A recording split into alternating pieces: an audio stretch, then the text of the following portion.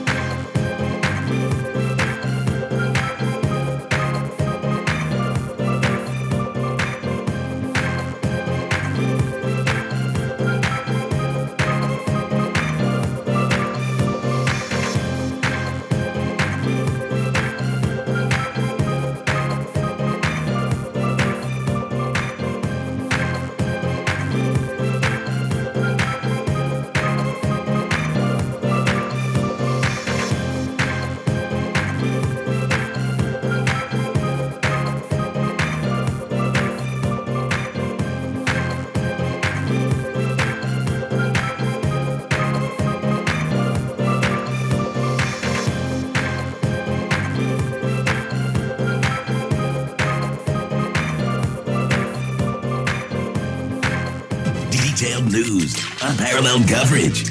City News on 97.3 FM. Eyewitness News. Be there as it happens. City News.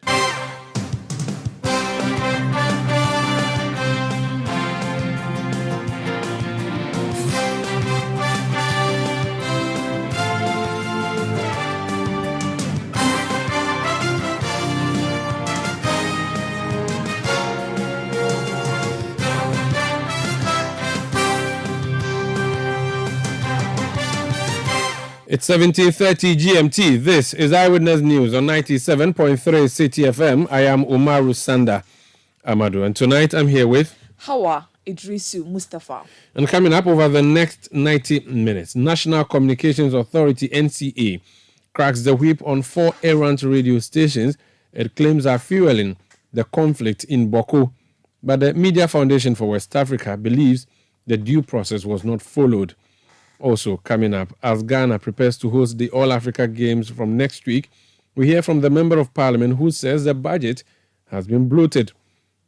And later on Eyewitness News, we hear from the Africa Education Watch, which is making another attempt to see a review of the free senior high school with a demand that parents who send their wards to boarding house be made to pay for that. Stay with 97.3 Citi FM for more on this and many other stories on Eyewitness News. And in business, Minister for Works and Housing Kojo Nkrumah calls for regulation of players in real estate industry to protect citizens to enhance confidence. That's in 50 minutes from the Citi Business Desk. Eyewitness News is live across Ghana on a host of affiliate stations, including Bugli Radio 88.6 in Wa in the Upper West region, Word 88.3 FM in Zwarungu in the Upper East region, Dasuma 99.1 FM in Yendi in the Northern region, Volta region, we are on Holy 98.5 FM in Aflao, We are in the Eastern region on Right 90.1 FM in Somanya. In the Ashanti region on Orange 107.9 FM in Kumasi. In Bono region, we are on Greener 95.9 FM in Sunyani. In the Western region, we are in Takrady on Premier 100.5 FM, Beach 105.5 FM, and Sky Power 93.5 FM. We are also on YouTube, we are on Facebook, we are interactive. Join us on WhatsApp 0549 986 996. Let's start off with our first story and Hawa Hazard. A presenter with one of the stations shut down by the National Communications Authority for allegedly fueling the Boko conflict is appealing to the authority to rescind its decision. The NCA on Saturday, February 24, announced the shutdown of Source FM, Boko FM, Zara FM, and Guma FM, following recommendations from the Upper East Regional Security Council and the National Security Ministry. Speaking to Citi News, a presenter at Source FM, Akangi Ibrahim Karim Azuma, said the shutdown will negatively affect residents of Boko. They have to temper justice with mercy. Looking at the situation in Boko, yes, we know media or media as a medium, it is to entertain, to educate, to inform, and for developmental purposes. And you cannot leave all these things outside. And when there's conflict, we need to report, but we have to be circumspect, if I'm right. So shutting down all the 4 radio stations, including mine or where I work or operate, I think it's going to have untold hardship to the people of Boko and of Kosak and the whole of even Upper East region, because people listen to us, irrespective of sometimes the deviation. Right. Even those who write on print media, sometimes they write certain things, they have to ask them to write a rejoinder or to retract, if I'm right. Akangi Ibrahim Karim Azuma is a radio presenter at Source FM in Boko. So like how I said, 4 radio stations have been shut down. The NCA's communications said it was an advice from the Upper East Regional Security Council that these 4 stations were fueling the conflict in Boko, namely the stations Source FM, which is a partner of ours that carries our broadcast here, Boko FM, Zara FM, and Guma FM. Let's speak to the owner of Guma FM, Prince Kamal Guma. He's joined us on the line. Sir, you're welcome to Eyewitness News. Thank you, Umar Sanda, my good friend. How are you? I'm well, thank you. What happened to your business? NTA issues a communication that your station has been shut down. Tell us what happened to your radio station. Yeah, my brother, let me greet your viewers and all Ghanaians. Good evening to you all, our charity viewers on Citi FM. Yes, my brother, I got a letter from my marketing manager that my radio station was shut down by NCA via National Security. And the allegation that they were giving to us was there was supposed to be a program 4 days ago that was actually have national security concern. My radio station is off air for over 3 months or 4 months. My radio station wasn't on air. So I don't know why a 3 or 4 days program has to attach my radio station with what has happened in 4 days ago. Please repeat what you just said about the non-operationalization of your station. Yeah, for over 4 months ago, my station is off air because of some technical issues. So if there's anything that happened within 4 days ago, my station should not be part of any station to be shut down. And in their letter, they did not even mention anything, any reason that caused them to shut the radio station. There's no reason. I'm privileged to the National Security, NCA. I called them, all of them, and I was asking them the reason. What evidence do they have to shut those radio stations? And I can tell you that they were, all of them, none of them have any reason. They just keep putting the blame on each other. You call this person, the National Security, say, oh, we don't know. It's the regional minister that wrote a letter to them, and they act, and NCA is telling me that they don't have any powers to shut any radio station down unless maybe you breach their regulations.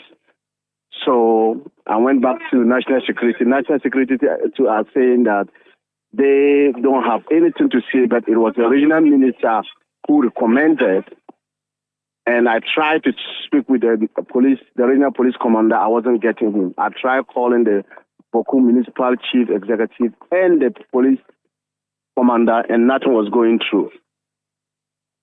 So actually, for me, I believe that it was just abuse of power. But none of them can hold themselves responsible of their actions.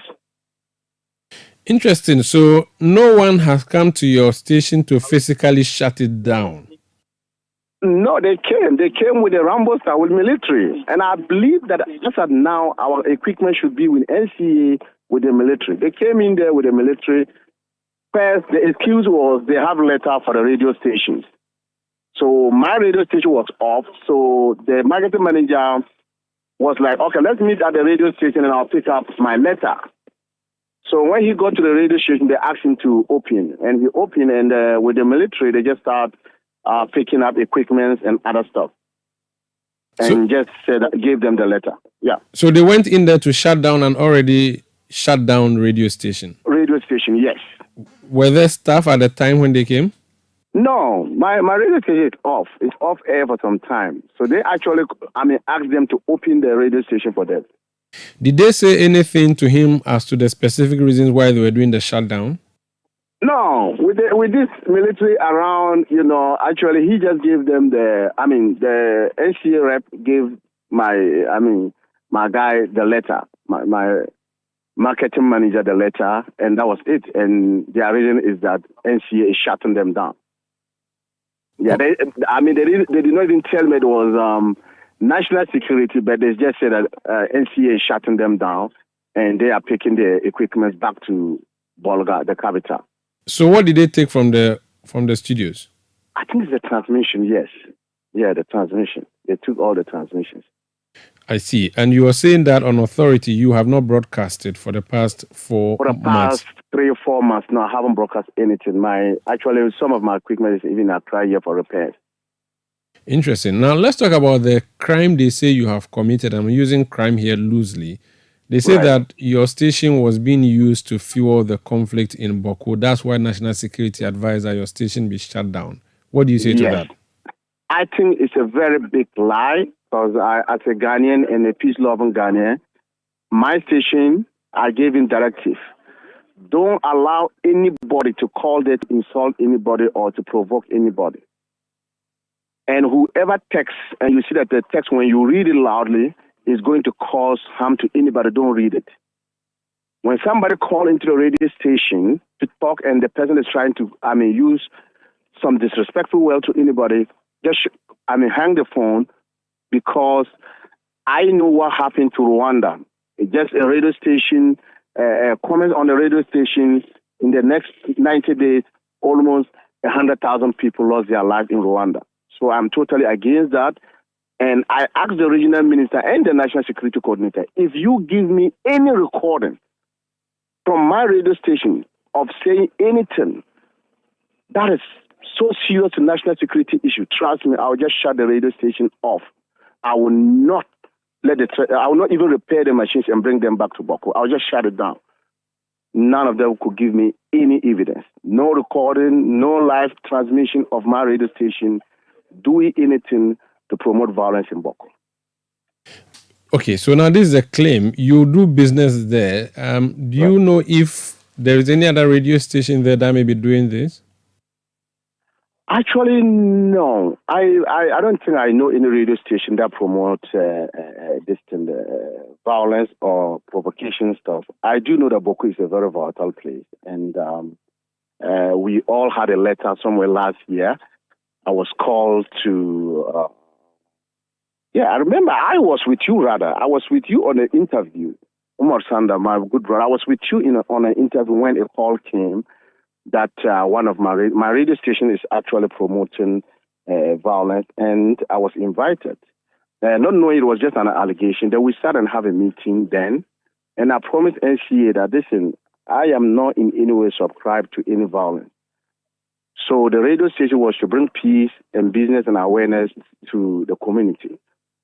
That if you hear anything, just let me know. Whoever is, on duty that day will leave my company. So my company has never had anything to do with promoting violence in there. And I don't know any of the radio stations that indulge in such activities. So the incident you referred to must have been the time you were contesting the youth organizer position of the MPP when I hosted you here. Very well. So moving forward, what are you going to do? Are you going to remain shut? You're going to protest formally? No, actually, I had a conversation with the regional minister yesterday and today, and he promised me that, he's working out something. He's going to call them either today, Monday, or tomorrow, and advise them of how to, do their business without any issue to national security or to the already violence place in Boko. But did the minister say to you that he didn't mention your name as one of the stations that should be shut down? He did. I remind him that, one of the stations is mine. He was like, yes, but because it's a family name, he didn't know that it was mine. He thought it's just a family person that used the Guma that owns it. Okay. Yeah. That's fine. So we'll wait to see what else happens. Thank you so much for speaking to us. Thank you, my brother. That's Prince Kamal Guma. He's the owner of one of the 4 radio stations that have been shut down in Boku. His station is called Guma FM, and he's just saying that he hasn't been broadcasting for the past 4 months. To be surprised, only to be now surprised by this sudden decision of NCA to announce that his station has also been shut down. Let's speak to George Sapon. He is the executive secretary of the National Media Commission. It's a constitutional body that ensures that our media space is properly sanitized. Mr. Sapon, you're welcome to Eyewitness News. Thank you very much, Umar. What has been the level, if there has been any, of involvement of NMC in the shutdown of the 4 stations in Boko? Well, your question presumes that there's a public interest in the disclosure of the internal workings between NMC and NCA. I would think that we will serve the public interest better if we don't get into that. I introduced you to say that you are the constitutional body mandated to sanitize the media space. And if the NCA says that it went to shut down because those 4 media houses were an affront to the media space, you, the institution that has that mandate, if you have been involved or otherwise, it would be good that you let us know. Full disclosure, don't you think? So we can celebrate you or question you. Well, celebration speaks to the ego, but substantively, you would recall that for the past 2 or so years, we've publicly raised concerns about the situation in Boko, and we've had cause to caution all the radio stations a number of times. I recall that in my last statement, which was in October of 2022, we had indicated that if the situation that we're observing continued, we may take action without any further notice to any of the stations. I had an interview around that time with the Insurado on Asase Radio, where I publicly said for the first time that in dealing with the crisis situation in Boko and perhaps for the rest of the country, everything was on the table. And I recall indicating that closure itself was not far from contemplation. So essentially, this is where we are. And I also want you to recall that NMC, NCA, DJ, GIBA, and we had the support of or the cooperation of civil society groups, including Media Foundation. We've had a series of discussions about the menace that we were all perceiving in Boko. And so I would rather want us to look at the situation now within that further context. So you will not say to me whether or not NMC had any hand in what happened? I would not disclose the internal workings of the 2 institutions within the framework of our cooperation. And you should understand that this is a matter of principle, because the moment I open that, I breach that principle, and then every time that we have to work together, that becomes an issue of public communication. Okay. We do not think that is how we want to proceed. So the reason I'm asking this is for 2 points. The first point is that in the past, anytime NMC intended to take action on a radio station or a media house, You publicized communication you've had with them, asking them to desist from doing program A or B, and telling them, the last one being on FM, I recall, saying to them that if they do not comply, you would be forced to, take the punitive action against them. So we do know that in the case of UNMC, before you bless any such action, you would have done communication extensively. I spoke to one of the owners of the 4 stations. He just said to me there was no communication prior. They just came Rambo style and disconnected them. The second reason is that groups like Media Foundation for West Africa are saying that the procedure for the shutdown was unlawful, was not right, and is an affront to the media priority that we have. It is important that at National Media Commission, we know what your position is. Did the NCA err in doing what it did, or you are giving the NCA your blessings for doing what it did? So, Umar, again, let's get back to first principles. Principle number 1 is the question whether or not we have given adequate notice. I have indicated to you that in the past 2 years, we've been engaging the stations and we have spoken publicly. And I think that constitutes enough notice. On the comments raised by the Media Foundation for West Africa, I think there is a lesson in there for all of us going forward. My understanding of it is that in future, any communication, they would require that the same questions that you are asking us about the internal workings between NMC and NCA be part of the communication. The propriety of it, we are ready to examine together and to see what is the best way forward going into the future. Moving forward, what's your comment on the shutdown of the 4 radio stations and other issues related to broadcasts that would harm the peace? I think that we can only repeat what we have said repeatedly. We are committed to protecting every journalist, every media house that is doing journalism. But we are also determined to clear off all the megaphones of war from the society. I have heard calls recently to indicate that if you look at the Constitution, the freedom that we were granted was to serve the public interest, not to destroy the society. And the Commission takes that very seriously. It is possible for all of us to work towards peace and progress and development. In doing that, as Citi FM and the TV do, we can ask all the critical questions and encourage all the robust discussions. But violence, war, cannot be part of the industry.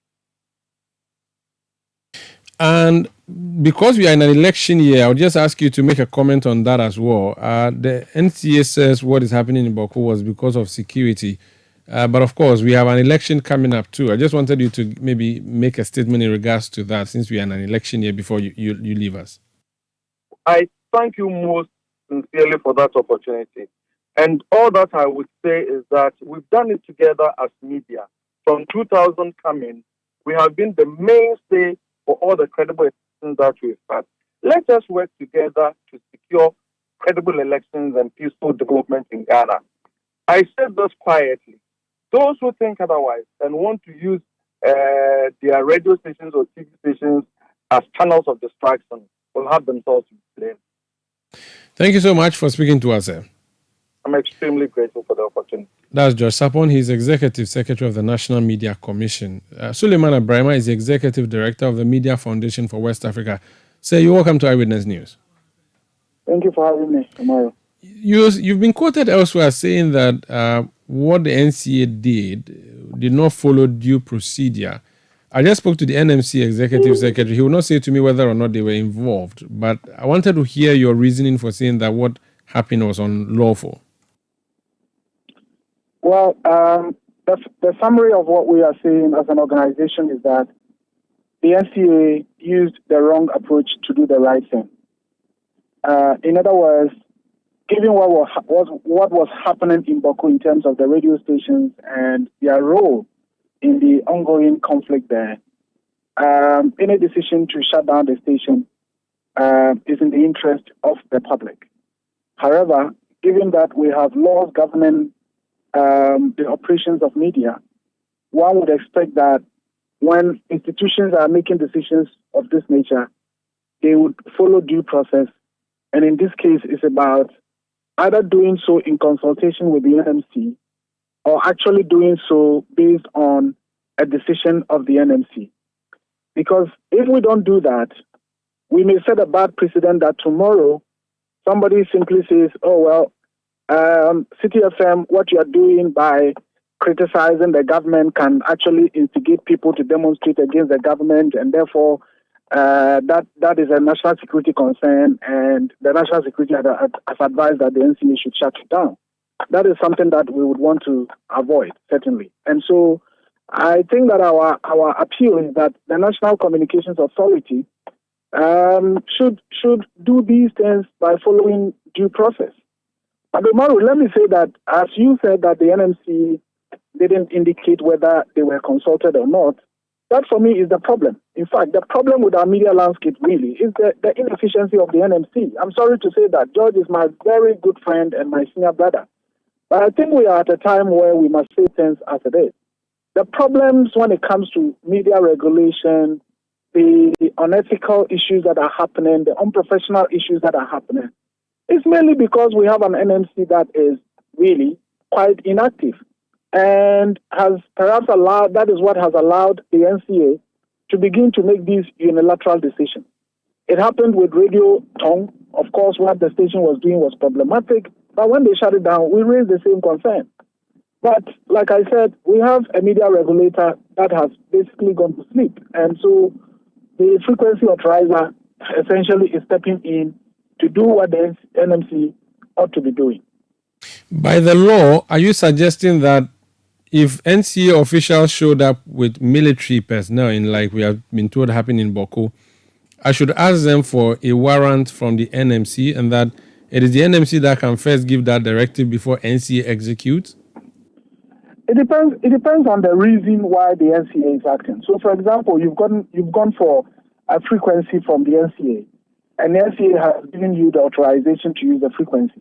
If you then decide that you want to use that frequency to set up a telephony company, or you want to use that to set up as an ISP, an internet service provider, or to use that frequency for other purposes other than what you have been provided, you have been given the frequency to do, that is a technical thing that the NCA can say, look, we didn't give you the authorization to use the frequency for other things than radio or than television. Or if you decide to use the frequency to do some other things that would interfere technically with the operations of the airways. For example, you are given 97.3, and then you decide that you want to use 97.4 as well. That is a technical matter that the NCA can say, look, you are interfering with the technical issues of frequency arrangement in this country, which has a national security implication. That has nothing to do with content. But when the reasons for shutting you down is because the NCA says, oh, you are doing programming and saying certain things that by their estimation or by national security's estimation, what you say border on national security and all of that, then they are getting into content, which is the domain of the National Media Commission and not the NCA. The NCA is not set up to listen to radio stations and say your content is right or your content is wrong. That is the mandate of the National Media Commission. And so it all depends on why you are being shut down. In this case, in the case of Boku, of course, the owners couldn't have protested if there are security people there. But I suppose that if they decide today to say, look, it is the NCA that shut us down on the basis of their assessment of the propriety of our content. And as far as we know, by law and by the Constitution, the NCA does not have that mandate to say that our content is this way or that way, and therefore we think that they have shut us down inappropriately and illegally. I think that they would have some basis in terms of legality. But as I said, knowing the situation in Boku, I think that the radio stations and the way they were operating was really problematic and was inflaming the tensions there, was contributing to the conflict there, as a result of which a lot of people have died. And therefore, as I said, the NCA has done the right thing, but they used the wrong approach. I see. So should we rather be holding the National Security Secretariat responsible for this? Because it appears that they gave the directive to NCA and NCA operated. or obliged. Now, NCA listens to national security. We all are supposed to listen to national security. If they come to NCA and say that we have determined that ABC will breach the national security, move in and act, I don't think they would need to go sit with NMC and go through a roundtable discussion before, should they? Absolutely, you are right, Umaru. If the national security says, look, what is happening if we don't take this action, by tomorrow we will see a lot more lives lost and all of that. And the NCA is the body with the technical competence to be able to take down the frequency. They may not be waiting to say that we want to consult the NMC before we take this action. But like I said, if the NMC were to be active and robust, the national security would have communicated with the National Media Commission to say, look, this is our assessment, and we think this action must be taken. On the basis of which the National Media Commission could have then said, okay, we think we agree with you, and therefore, together with the NCA, let us go with the action. But here we are. The NMC says that it cannot even pronounce itself on whether they were consulted or they were not consulted. And that, for me, is the problem. By now, NMC should be saying the kind of things that we are saying. That, yes, we think that the decision that was taken, if it was based on national security advice, and we all know the volatile situation, what we want to protect, first of all, is not the frequency, but lives. And so if the decision would lead to the protection of lives, we have no problem. But we think that as a media commission charged with the responsibility of determining whether content is right or content is wrong, and also the fact that if we allow these decisions to continue, where the national security can say, oh, we'll shut down this station because we think it has national security issues, it will create a problem for us. And therefore, we think that going forward, the NMC or the NCA needs to always consult the NMC on matters like these, and we would have agreed. And this is also because way back in September, October last year, in fact, I spoke to the executive secretary, my good friend and senior brother, George Sapo, about the situation in Boku and the stations there. I have engaged MPs from the area. And sometimes my question is, look, why are you people not interested in working with the National Media Commission to ensure that the right things are done? But, like I said, the NMC that is supposed to act has been quite dormant and ineffective, and therefore the NCA is stepping in, and by stepping in, they do the right thing using the wrong approach. And that is, for me, the problem. Thank you so much for speaking to us. Thank you, Umaru. That's Suleiman Abrahima. He's Executive Director of the Media Foundation for West Africa. Let's hear now from the Ghana Independent Broadcasters Association. Hawa? Now, the Ghana Independent Broadcasters Association, GIBA, has expressed surprise at the decision by the National Communications Authority to shut down 4 radio stations in Boko. Speaking to Citi News on the development, President of GIBA, Cecil Sunkwa Mills, said though the 4 stations are not members of the association, they will get to the bottom of the matter. For GIBA, it was we had not expected this to happen that quickly, so it was a bit of a surprise. But I guess there are a lot more questions to ask before making having a definite position on the action. But we know that the Boku situation has been on and off, and we know that communication in terms of the use of radio has been a major concern by all the parties trying to bring peace to Boku. In fact, in late September 2022, the NNC pulled together a meeting, and in that meeting, we had most of the stations in the Boku area in Upper in the region also in attendance, where GIBA was present, the NMC was present, and also members from the West Africa Media Foundation. And it was about this whole Boku thing. And we spoke to the stations, and we outlined what the expectations of the stations to enable peace come to Boku. And then I think it was followed up with the NNC followed up with a press release on October 2nd, 2022. And that press release also carried a bit of a warning, So we have hoped that, and the one thing I should make clear is that the stations that have been closed down, first of all, are not our members. But GIBA is definitely interested once it's a radio or TV station within the private sector. We're definitely interested in their welfare. That was the president of the Ghana Independent Broadcasters Association, Cecil Sunkwamios.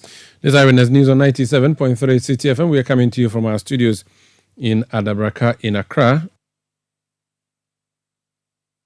We are coming to you from our studios in Adabraka in Accra, around the globe on citynewsroom.com. We are interactive. Join us on 0549 986 996.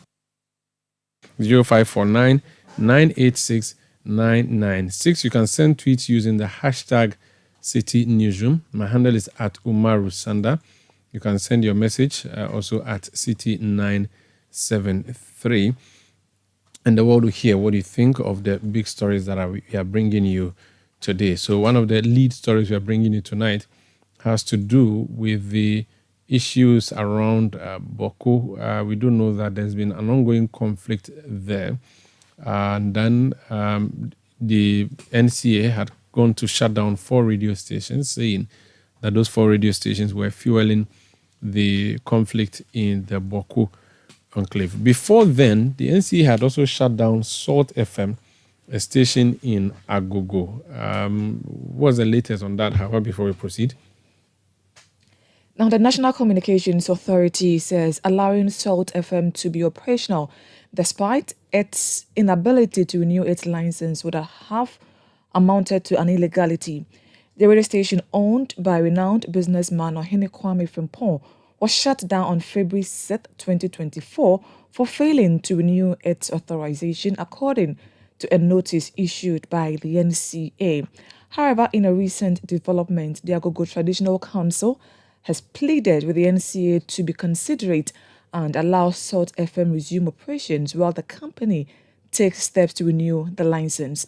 In an interview with Citi News, Director for Consumer and Corporate Affairs at the NCA, Nana Dufie Bedu, urged other media houses to ensure that they are duly authorized to prevent such sanctions.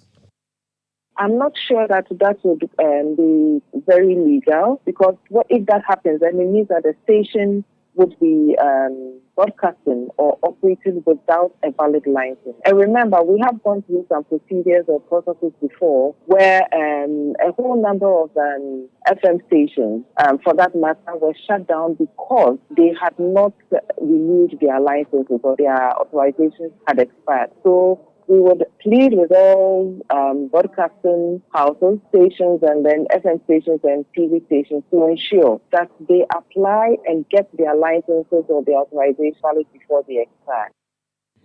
That was the Director for Consumer and Corporate Affairs at the National Communications Authority, Nana Dufie Badu. Eyewitness News. Be there as it happens. You know, Papa, see that? And it's rickety car. Hey, Papa! Bobo, so how's your engine now? It is half man, half amazing. Thanks to Cause and you can feel better energy. Can't touch this. Charlie, guys, so Sancho's engine just died like that? Yes, so somebody managed to convince him that there is a better engine oil than Quartz, and he switched. Sancho Panza. Now, which engine oil can be better than Quartz? No other, my guy. Quartz with its age-resistant technology, it keeps your engine younger for longer. Now you know. Have you guys seen the new bottle design? It's superb. Quartz 9000 from Total Energies there improves fuel efficiency. Why do you think Mr. Mane and Logoso have taken the Quartz Nation movement World Cup like that? Sorry. Chairman. Quartz. Keep your engine younger for longer. Do you care enough about your business? Then it's time to make a transition to renewable energy and energy efficiency solutions. Visit the AGI Energy Service Center and talk to us. AGI ESC cares about business growth. That is why we're here to assist industries cut production costs through energy savings. We provide you with solar feasibility studies, energy audits, energy efficiency trainings, and financial advisory services. Visit agiesc.com for more information or call us on 0507 977 902, an initiative of the Association of Ghana Industries in partnership with the German Development Corporation, implemented by GIZ. City TV is live on DSTV, GoTV, and HD+. On DSTV, find us on channel 363. On GoTV, we're on channel 117, and on HD+, get us on channel 108. On a digital TV, run a new search, but take note that without an antenna, you cannot access City TV. City TV can be accessed on any free-to-air digital box like the GoTV and HD+ boxes. City TV, it's your world. Let your voice be heard on Eyewitness News on Facebook at facebook.com/City97.3, Twitter at twitter.com/City973, and Instagram at instagram.com/City973 with the hashtag Eyewitness News. You're welcome back. Now, the government statistician, Professor Samuel Kobnai-Nim, wants government to institutionalize policies on youth employment, focusing on absolute numbers. Recent data indicate youth employment has risen to 21.7%. Ghana's current unemployment rate stands at 14.7%, with 500,000 employed people in 2022 becoming unemployed in 2023. Successive governments have rolled out youth employment schemes seeking to address the conquer. Speaking on the City Breakfast Show, Professor Inim advocated for a sustained focus on the absolute numbers to help governments increase drive to reduce youth unemployment over time. 21.7% is concerning, but I want to very much relate all these conversations to policy. We are not paying attention to the absolute numbers. And this is where we need to get to as a country.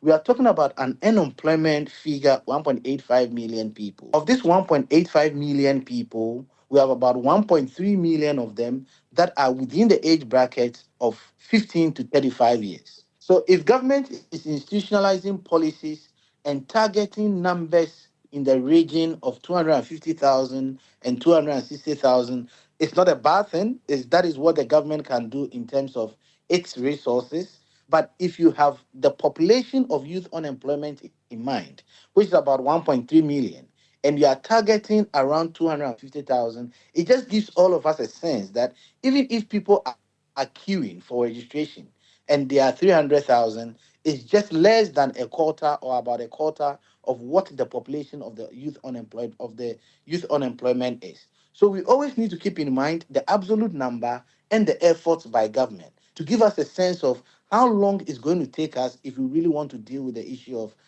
youth unemployment. Professor Samuel Kobnai-Nim is government statistician. Meanwhile, head of Department for Economics at the University of Ghana, Professor William Barboatin, has been raising questions about government employment figures. The government says it has created some 2 million jobs, but Professor William Barboatin says a closer look at the figure may reveal a different fact. Government said it created 2 million jobs, and they have indicated where the jobs are, where people have been employed, and so on. But government did not tell us whether those employment are net employment. Let me give you an example. So I am in Legon, and then I find out that there was a very good job at Citi FM, and then I go and I'm employed at Citi FM. So nobody has replaced me in Legon, but I have come to Citi FM. So government may add that one as a new job created, but the person who has occupied that job is different, is the same person who was at Legon. So you may find out that you created about 2 million jobs, or allow me to use employment, but new people that have been able to benefit from this employment maybe just about 200,000. So when you come up every time, you see that unemployment is still high and vulnerable employment is still high. So it is important that when we are coming up with statistics, even administrative one that government brings up, we need to look at the net employment creation. Professor William Barboatin is head of departments at the University of Ghana Economics School. Now, the Ghana Union of Traders Association, GUTA, is urging the president to, among other things, outline measures to tackle the stabilization of the local currency ahead of the 2024 State of the Nation address tomorrow.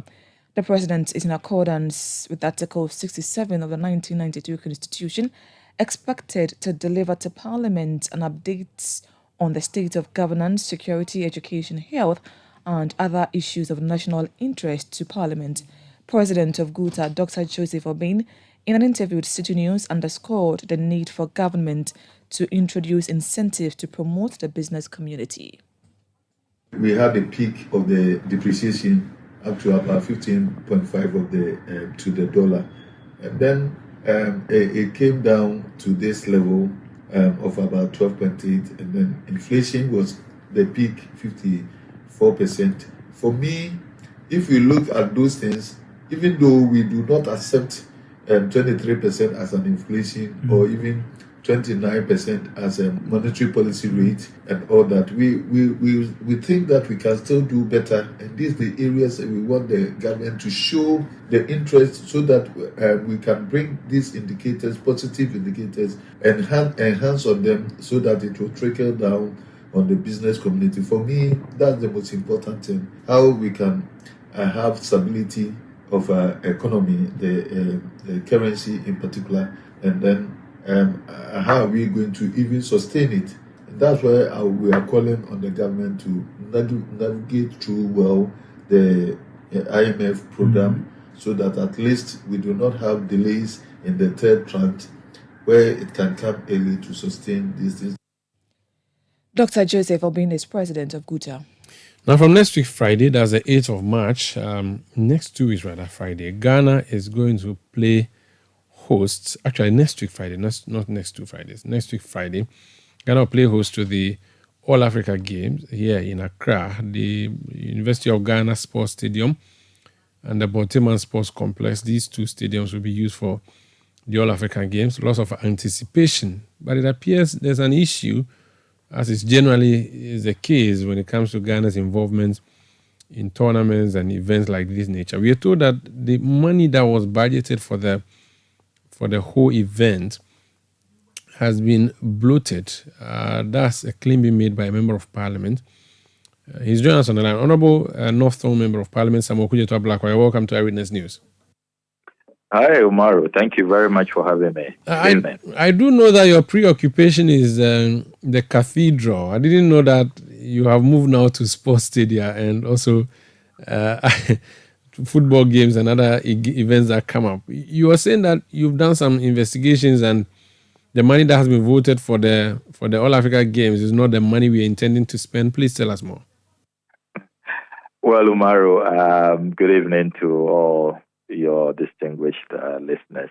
You do know that as a member of parliament who is concerned about carrying out our mandate, which really is about oversight, making sure that there are checks and balances and that the executive is held accountable, I have pursued matters to do with financial oversight, making sure the public purse is protected. And I've been pretty much consistent, Umaru.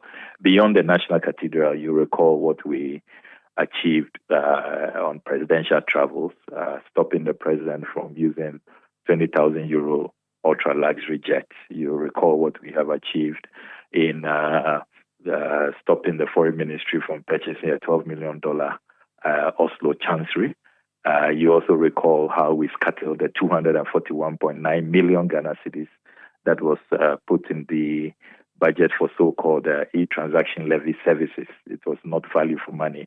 You remember the Hyven scandal, how we saved the Ghana airport lands, but for what we did, all those lands will have been gone. Then you recall the kitchen scandal, the West Blue matter. So there has been quite a great deal of oversight that I have spearheaded, and so I want you to acknowledge all of that. Yes, I do. I'm just looking at the headline one is the National Cathedral. That's how you use that one. I know. Yes. Okay. Yes, So let's talk about this particular one then. What have you found? Yes. So this particular one, it relates to the 13th African Games.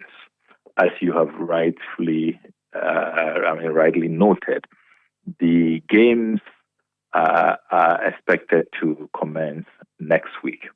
Now, we in Parliament, we were called upon to assist with a number of approvals. So the first one we did was a loan facility for the infrastructural side of things, which costs us about 190. When I say as the Ghanaian taxpayer, so about $195 million has been invested in those infrastructural and facility upgrading interventions. So that is a separate amount of money.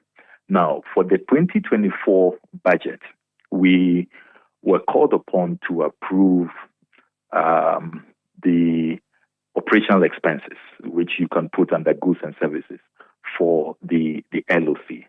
And what the LOC and the Ministry of Youth and Sports told us they need is 100 million cedis. If you look at the minister's presentation to Parliament on the 12th of December 2023, he asked for 100 million cedis for goods and services, and then an additional 50 million cedis for capex, for infrastructure, which we approved. So we know that in terms of operational expenses, it's 100 million cedis. I have been in utter shock when I began intercepting documents which reveal that, contrary to what we approved, they have gone to balloon the amount. It's gone through the roof. It's now sixfold. Instead of 100 million, it's now $48 million, which is in excess of 600 million cedis. At the prevailing exchange rate, it's about between 602 to 604 million Ghana cedis. This is mind-boggling. If you cannot stay within budget, what you do, the right thing to do, what is legal, what is appropriate, is that you come back to the house. You must come back to the house and convince us why what you yourself said you would need. Then we will look at it on its merit, and then we'll give you a new approval. That has not been done. And we have been asking ourselves, between December and February, what has happened? What is the cataclysmic shift? What has been so earth-shattering that suddenly 100 million cedis, which is a very handsome amount, is no longer adequate, that they intend to spend 602 million Ghana cedis. And you look at it critically, it means that for the 18 days, every day, they intend to spend 33.4 million Ghana cedis. And you have to put all of this in proper context. Look at the state of the Ghanaian economy. We are not in a good place. We are at the IMF, desperately seeking a bailout. We have been downgraded. We can't have access to the international financial market. We have defaulted on our loans. We are insolvent. Is this the time to be engaged? Look, even if you want to review the budget within the current economic context, shouldn't you even be reviewing the budget downwards? There are many people who have argued that we should not even be hosting the games, considering our economic situation.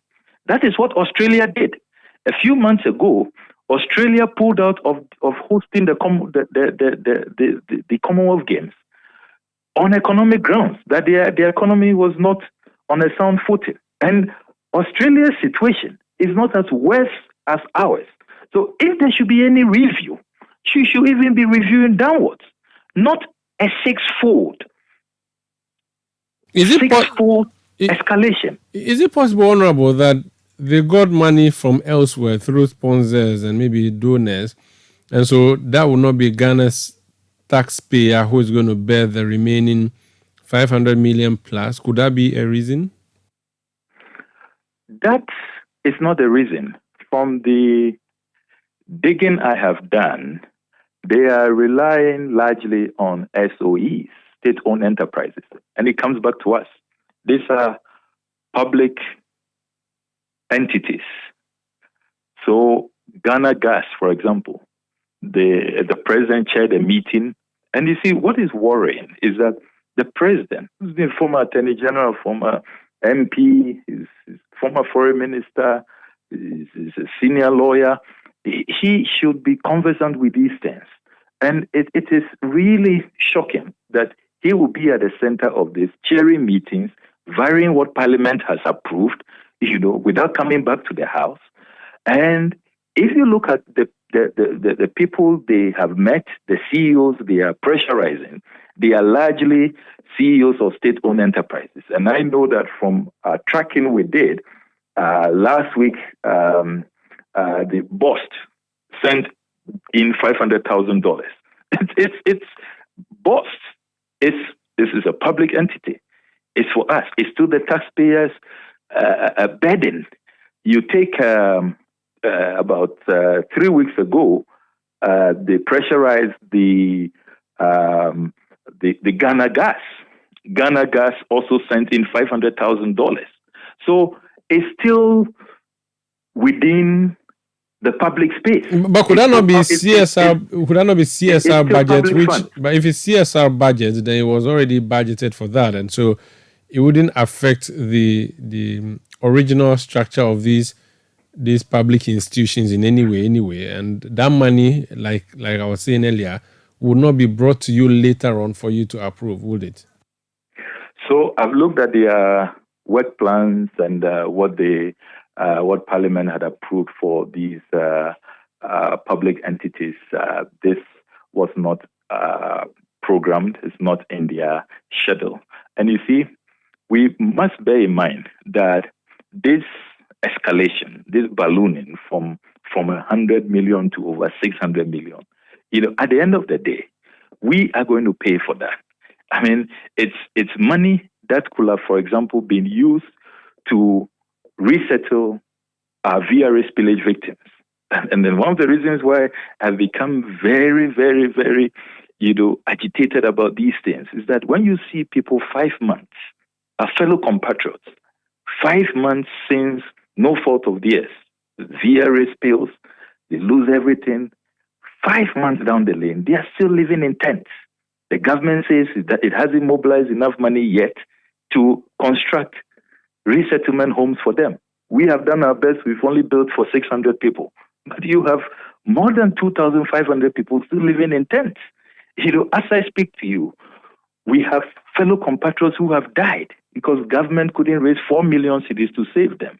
I'm talking about the dialysis patients. A few days ago, we heard from the Confanochi doctors who are saying that they have only one functioning dialysis machine. It is what they had in 2016 is down to one and a half, when I listened to one of the doctors. So we have real issues. Look at the areas in the system. Who is not old in this? Contractors are old. School feeding caterers are old. National service personnel are old. Trainees are old. The DACF, Get Fund, health insurance. So it's not as if we have money to throw around. So stay within budget. Respect our laws. Don't undermine Parliament. Respect the Constitution. And be conscious of the prevailing economic conditions. It simply doesn't make sense to be doing that. I mean, just a few days, 18 days, already $195 million has gone into infrastructure. That's about $2.4 billion. You want to now add 600 million Ghana cedis. Why? For just 18 days? 33.4 million Ghana cedis is what will be spent every day. 200 million cedis every week. Why? Why? Look at the people of La. You demolish their hospital. You say that you don't have money to build a new one for them. How many years now? So we have so many pressing needs. Preterm babies are still being born in this country. There are no incubators in hospital. Women are still delivering on bare grounds. Just bare floor. why should we, even if you must carry out any review, shouldn't we be reviewing downwards?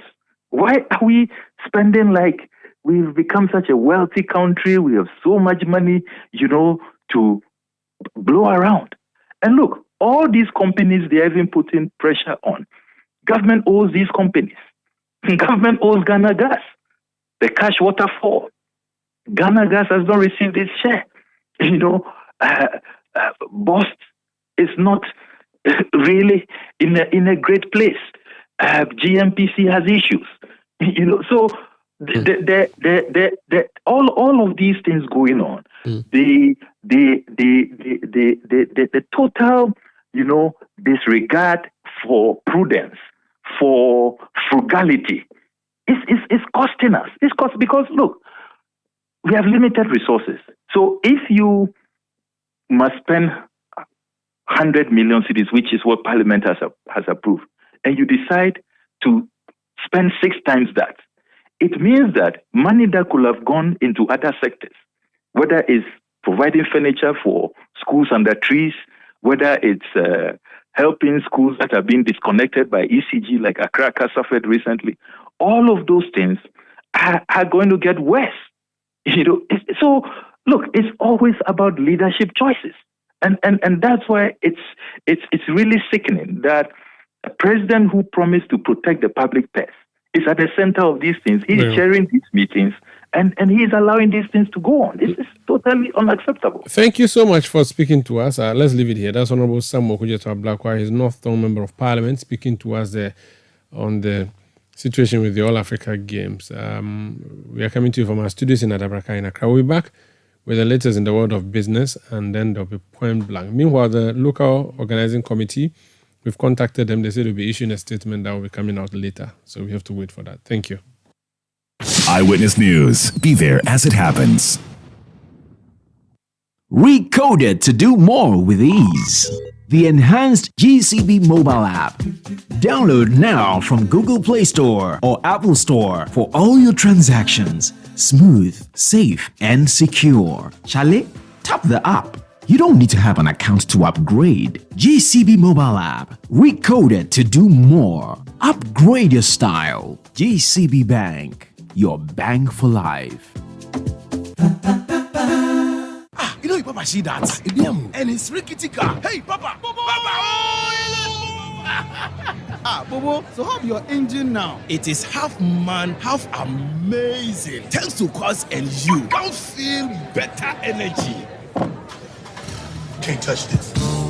Charlie, guys, so Sancho's engine just died like that? Yes, so somebody managed to convince him that there is a better engine oil than Quartz, and he switched. Sancho Panza. Now, which engine oil can be better than Quartz? No other, my guy. Quartz with its age-resistant technology, it keeps your engine younger for longer. Now you know. Have you guys seen the new bottle design? It's superb. Quartz 9000 from Total Energies there improves fuel efficiency. Why do you think Mr. Mane and Logoso have taken the Quartz Nation movement World Cup like that? Sorry, Chairman Mane. Chairman, hey, Chairman! Quartz. Keep your engine younger for longer. Ghana must grow. Boss. KB, yo. Hey, KB, aka Kubeboga, now drives a Bugatti. He can even travel by road from Accra to London. Oh, wow. KB's source of wealth is agriculture. Yes, coconut business. After losing his bank job, he started supplying coconuts at events. Now, he owns large coconut plantations and employs many young people. Charlie, we all need to trust the process, because hope day. There has never been a better time to enter into agribusiness. Take a bold step today with the Ghana Grows program, because every step pays. Ejuma Wokrom, Ghana Grows, Hope Day, an initiative of the MasterCard Foundation in partnership with Springboard Roadshow Foundation and Limehouse. Eyewitness News. Be there as it happens. Get the details. Every significant financial transaction, every market movement, and all the policies that affect your business. City Business News. Be informed. Time now for City Business News on Eyewitness News, brought to you by GCB Bank PLC. GCB Personal Loan, make that big move and dream a reality. My name is Hawa Idrisu Mustafa. Details of our stories now. The Minister for Works and Housing, Kojo Nkrumah, is stressing the importance of regulating all players in the real estate industry to protect citizens from being exploited. According to him, ensuring transparency and accountability in the real estate sector will bolster confidence and accelerate national development. During a working visit to the office of the Ghana Real Estate Agency Council, which is currently under construction, Kojo Nkrumah pledged his ministry's full support to the council to help it fulfill its mandate effectively. Every Ghanaian who is involved in a real estate transaction, whether he's buying or he's selling or doing other things like renting that are associated with it, goes through some, may I say, professionals or occasionally works with some professionals. The work of these professionals need to be regulated so that they don't end up duping or, unduly charging our citizens. The purpose of this agency and the council is to regulate the work of all of these professionals, lawyers, agents, other people who deal in this real estate space. When you say people are having difficulty with, accommodation, cost of living, and its related matters, part of it is because the people responsible in the value chain, because sometimes the regulation is very weak, they end up treating citizens anyhow, charging some rates they shouldn't be charging, using some standards they shouldn't be using. And that's why Parliament passed this law in 2020. Kojo Nkrumah is Minister for Works and Housing. For his part, the Chief Executive of the Ghana Real Estate Agency Council, Nana Otu Texin, noted that the council will leverage on digitalization to meet the demands of the citizens. We do need staff. We do have a need for some salaries to be paid. We do also need finance. The vision for setting up this agency is to create a cloud-based system, which means that all agents, brokers, or regulated persons would actually be able to engage with us from the comfort of their homes, of their offices. If I have my own way, nobody will come to this office, because once regulation starts and you add more time to it, a lot of people go underground. So we want to make this as easy as possible for people to be able to engage with us, and that comes at a cost. So we do need finance for that. We do also, as I've said, do get some vehicles. We would have to do some monitoring to make sure that those who don't abide by the act, once we start regulation, would be brought to book, because without that, the regulation would also fail. Nana Otu Texin is the Chief Executive of the Ghana Real Estate Agency Council. The National Insurance Commission has expressed growing concerns over the rise in fraudulent activities, especially where certain individuals resort to forging documents to file insurance claims. It notes that some unidentified perpetrators often acquire counterfeit police and medical reports to pursue motor insurance claims unlawfully. Seeking assistance, the Commission appeals to the Ghana Police Service to curb such deceitful practices within the insurance sector. Acting Commissioner of Insurance Michael Kofiando explains some strategies employed by these fraudsters in an interview with City Business News. People get fake reports, like fake police report or fake medical report. They put them together and they make a claim. You would see somebody injured, and you see him injured, really, but then the point is, how did he get injured? Because a motor insurance claim is for motor accident victims. And so if he doesn't fall within that category, he needs to get a report that says that he got injured from a vehicle accident. He needs to get a medical report to that effect. He puts it together. He wants to present it to the insurance company to get a claim. Sometimes the insurers, the claimants, the technical people, when they look at these documents, can read in between the lines. Michael Kofiando is Acting Commissioner of Insurance. Startups and fintechs are said to receive a major boost as government has revealed that it will soon launch a fintech innovation fund to support them. The move is part of a broader effort to ensure that these businesses are well funded and primed for sustainable growth. Speaking at the press launch of the 3i Africa Summit, Dr. Mahamudu Bawumia noted that this move underscores the important role that the Bank of Ghana and other stakeholders in the fintech space are playing towards the realization of the government digitalization agenda.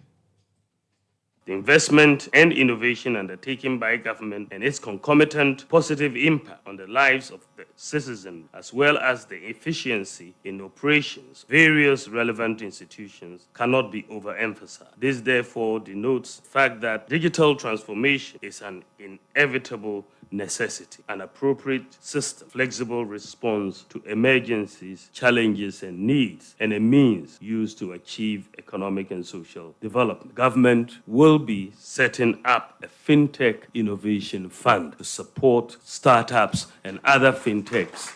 Because what is clear in this whole journey towards digitalization, what for me has been so amazing is that most of the digitalization that we are seeing is homegrown. This is driven by local fintechs and local IT firms. So the know-how is here. The innovation is here. Usually they lack the capital to take these innovations to make the sort of impact. So they need the investment. That was the Vice President, Dr. Mahamudu Bawumia. Now, Governor of the Bank of Ghana, Dr. Ernest Addison, highlighted the importance of the 3i Africa Summit. From the regular engagement with fintech startups as part of the bank's innovation nurturing role, it has emerged that most of these nascent companies generally lack investor visibility, hence the need to address the information gap between investors and fintech startups to stimulate the payment ecosystem. This would help unleash the full potential of fintech startups to contribute meaningfully to the economic development of the African continent. Against this background, the upcoming 3i Africa Summit is designed as a platform for governments, businesses, investors, regulators, innovators, and thought leaders to discuss and collaborate on measures to unlock Africa's full potential by harnessing the potential of fintech. The summit, which is premised on innovation, investment, and impact, is being organized by the Bank of Ghana and Development Bank of Ghana in partnership with the Monetary Authority of Singapore through its subsidiary Elevandi, organizers of the globally acclaimed Singapore FinTech Festival. That was the Governor of the Bank of Ghana, Dr. Ernest Addison, ending City Business News on Eyewitness News. The Business News on Eyewitness News is brought to you by GCB Bank PLC. GCB Personal Loan, make that big move and dream a reality. My name is Hawa Idrisu Mustafa. Up next is Point Blank.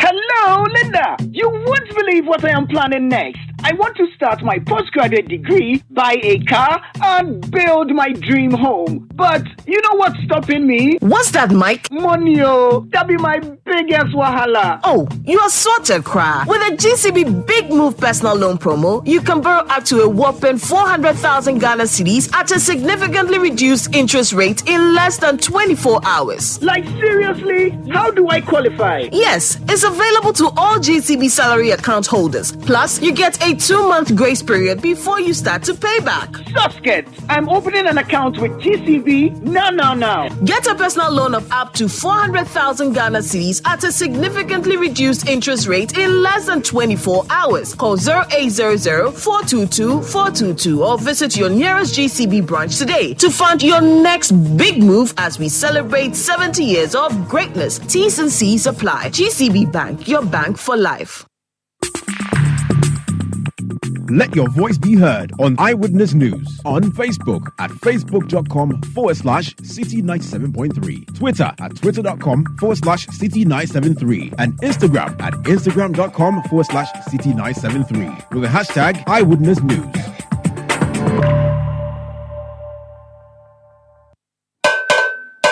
I'm afraid! Yeah! dia sambisa na mo. Eti emro tie no, mu hwan pa na tumi hwe na mo bodom pe mo na yakono. Eye kwabna. Na mu hwan so na tumi just mali me ma yɛ nyina de. Eye kojo. Enu kro, kobre tumi hwe na bodom pe mo sense o yi super accident eba. Aye de yan ban ne do braye. Po si echi na mo ho ban na se mo na ho de ne. Sa, ani na kudwo nso yi super accident chako. Na enu ne de e ma wo se wo ye kreje fita. Na wotimi asiri bedwo ma na feel you. Ey kojo. Sa. Yeah. President Eba and President Chaco. Afedie. Ya kono natural. FDIJ twadi nkato yatu. Are you struggling with navigating the complexities of modern relationships, family differences, office stresses, and everything in between? Whether you're single, in a committed relationship, or simply seeking guidance on self-discovery, Sister provides you with the tools and knowledge to thrive in your relationships. Join Chris Carter and her sisters as they navigate honest conversations, heartfelt stories, and expert advice that will foster a sense of community and sisterhood. Together, they'll tackle the challenges and triumphs of love while celebrating the unique experiences and perspectives of women everywhere. Tune in every week on Thursday at 7 p.m. on 97.3 Citi FM and Friday at 9 p.m. on Citi TV as the sisters explore the intricacies of love, share personal stories, and offer practical tips for building healthy, fulfilling connections. Sister is proudly sponsored by Gino. Gino truly cares.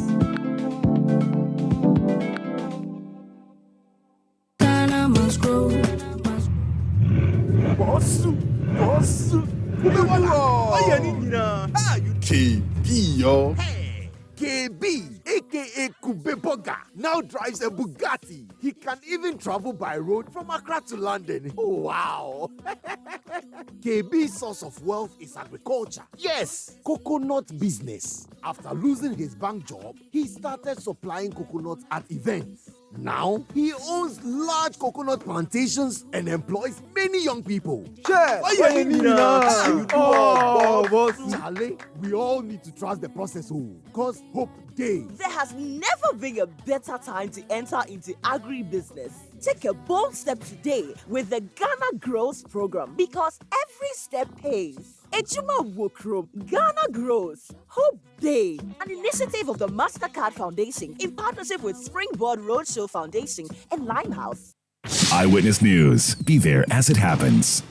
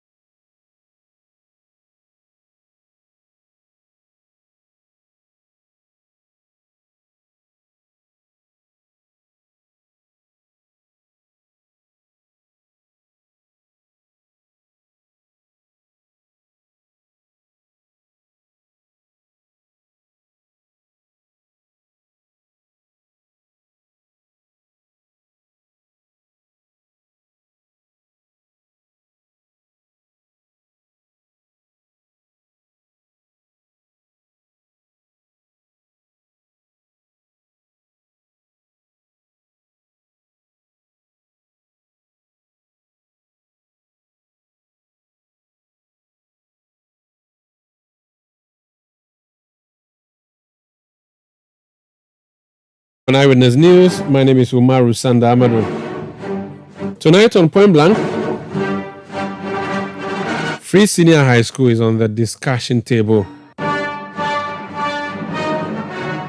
The issue of government Free Senior High School and how much government should pay has come up again. The Africa Education Watch has done some work and has come up with some proposals or suggestions to the government. Kofi Asari is the executive director of the Africa Education Watch. He's joined us on the line. Sir, you're welcome to Eyewitness News. Hello. Thank you. Good evening to your audience, Omar. The information is that you are proposing again that parents make payments, which is something the government has resisted over the period. Tell us what new proposal you have in relation to what the parents should be paying for in relation to free senior high school. Well, the context for our emphasis is that, one, between 2017 and 2022, out of the 7.8 billion, 7.6 billion, which was allocated to the free senior high school policy, government was only able to release 70% of the money to finance the policy, which means there's a funding gap of about 30%. Now, insofar as there remains a funding gap, it means that government will not be able to supply everything it ought to supply within the required time. That's why you were seeing schools smuggling items into prospectuses, schools asking parents to pay money, which we are all used to. It's because government is unable to fully finance 100% the policy. That's number one. Now, number two, between 2017 when the policy started and 2022, you also realize that close to 180,000 students are those that were placed but couldn't honor their admissions in the year of admission. Okay, so obviously a major reason why 194,000 candidates who were placed between between 2019 and 2023 alone. Yeah. You have this 194,000 who were unable to enroll, even though they were placed. They were unable to enroll in the year that they were placed. Okay. You have these issues emerging because of, among others, financial access barriers.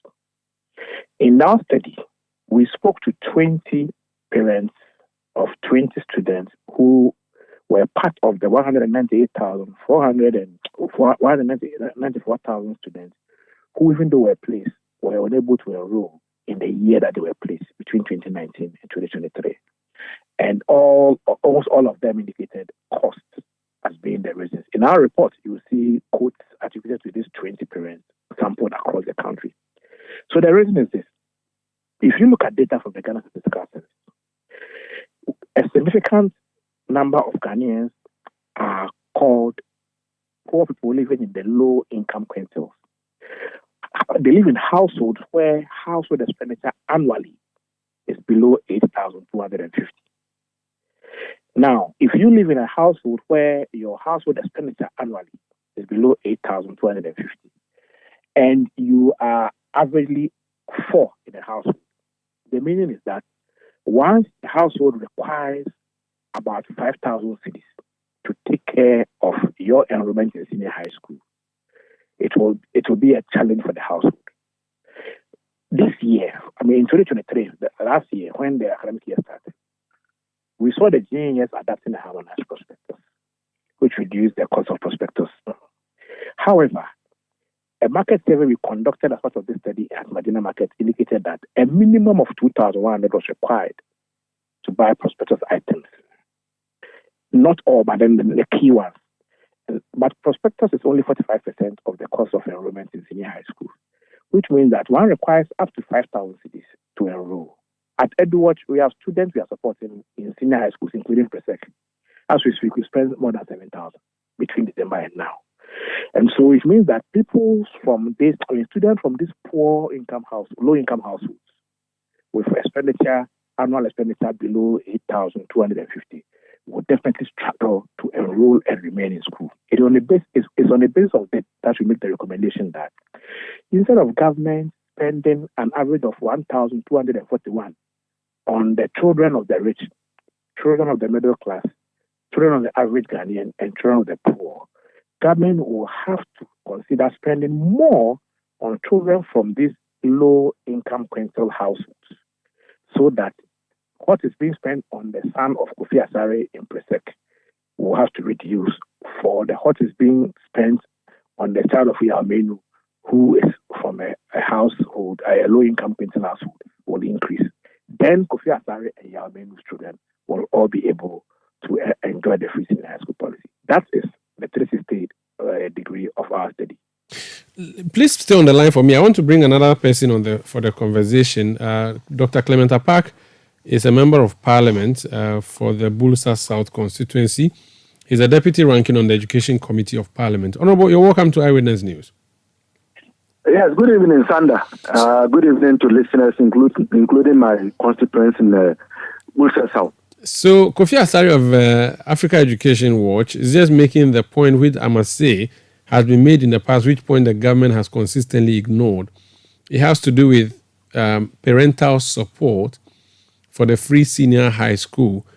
Does it look like the government needs help based on the numbers that you have been looking at? Well, the simple and truthful, straightforward answer is yes. Because if one were to take a cursory look at what is going on in the educational sector in general, which is challenged in general, but were to narrow it to the implementation of the free senior school policy, you cannot but agree with the findings of Africa Education Watch. As a member of Parliament's Education Committee, I have even more recent statistics in as far as expenditure on the free senior high school is concerned. The last budget of this government, when the former Minister for Finance was in the House of Parliament to speak to it and to defend it, we were informed that some 8.4 billion had been expended on the implementation of the policy from 2017 to 2023.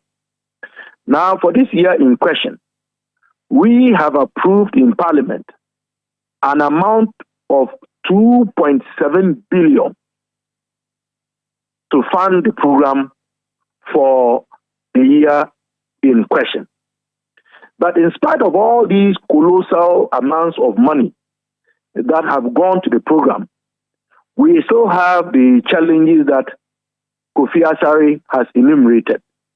I mean, when you have a program that is said to be free, and yet you have almost about 200,000 students. I've looked at the report that Kofi and his team have produced. The number of students who were not able to take their places, although had places to commence their studies in secondary school, is just slightly below 200,000. So you then ask the question, if the financial barrier is what government sought to take away with the introduction of this policy, how come we still have these huge numbers of students unable to take their places in the secondary school system? Then you also ought to factor in other challenges to do with inadequate residential and academic infrastructure. I am very sure you remember the very poignant statement made by the Wesley Girls head prefect in the presence of the president and the Minister for Education, to the effect that many of her colleagues, the juniors, were sleeping on the bare floor, and that their classroom did not even have furniture. You also remember the recent incident of the power cutoff in Accra Academy. And I dare say that from where I sit, both as a member of the Education Committee and a member of the Public Accounts Committee, where I get to look at the reports of the pre-tertiary educational institutions, particularly the secondary schools, I can give you several examples of many schools which have had their electricity and water supply cut off because government is struggling to meet its obligations as far as these elements are concerned. Many don't know this, but part of the cost that government has decided to bear on its own include the cost for ICT as well as library fees. Since the inception of the policy, not even a dime has been disbursed to any secondary school in this republic to cover such costs. So the truth is that while the program, the policy is a good policy, we must admit that it is facing serious implementation challenges. And if in spite of these amounts of money, the challenges don't seem to go away, then the right thing is for us to take a second look. And that is why all stakeholders, except government, including my flag bearer, John Dramani Mahama, have been calling for a national stakeholders forum to review the policy with the intent of improving upon it.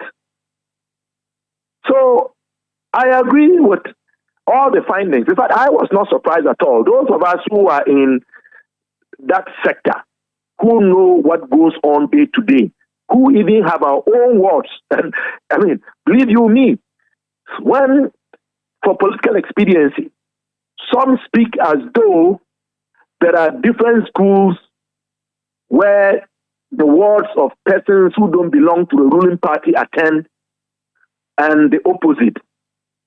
They miss the point. I have a ward who is currently a first-year university student who went through the system. Okay. I have another one who is currently in year one. And the conditions, to say the least, are atrocious. Very well.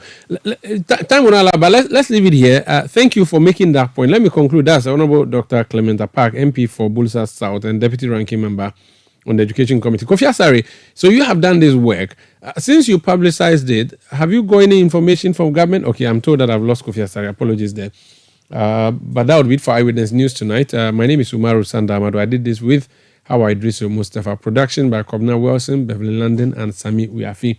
Technical support from Daniel Squashi. New media support from Daniel Anyoriga and Edwin Kwakofi. We'll be back tomorrow at 17:30 GMT. Thank you for listening. Have a good night.